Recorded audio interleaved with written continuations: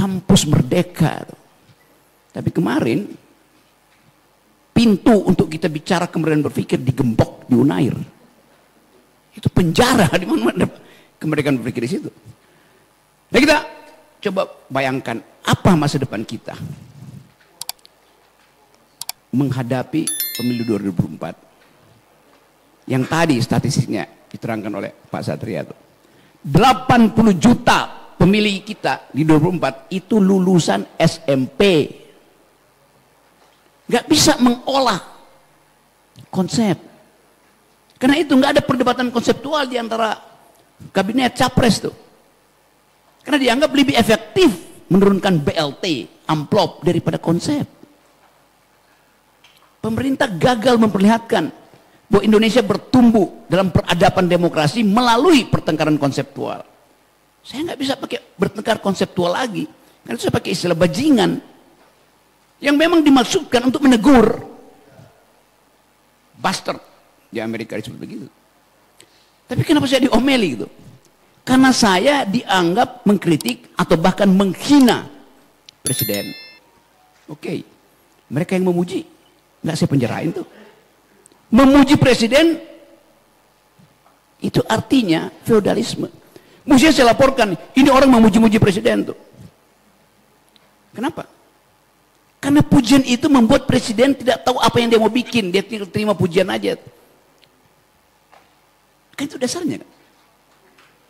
Presiden diwajibkan oleh konstitusi untuk hanya membuat 2 program.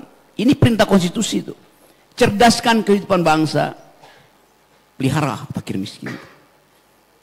IQ nasional kita tinggal 70 hari ini. Drop terus. Artinya presiden gagal mencerdaskan kehidupan bangsa. Ya bajingan namanya tuh. Walaupun dilindungi Tuhan sebagai orang baik, sebagai kepala keluarga. Saya suka bedakan, Pak Jokowi sebagai kepala keluarga dia sangat baik. Saya hormati itu. Tetapi sebagai kepala negara dia buruk. Lalu orang marah, kenapa bilang buruk? Kenapa kalian bilang baik?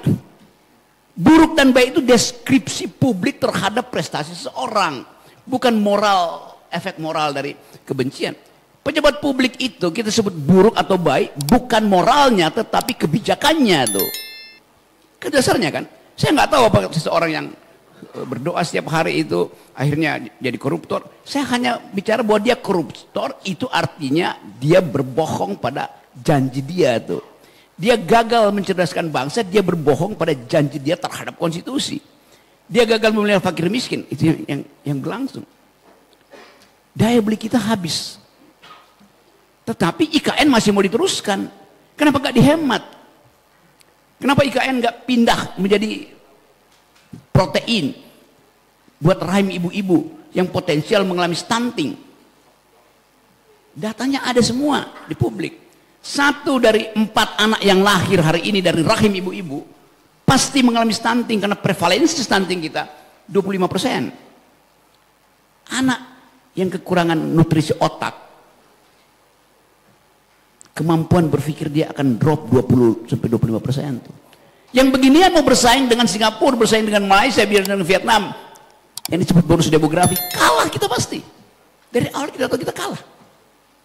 Sri Mulyani yang mengatakan bayi yang lahir hari ini sudah dibebani utang 50 juta per bayi. Stunting dan mesti bayar utang. Coba bayangin. Sementara lembaga survei sibuk elektabilitas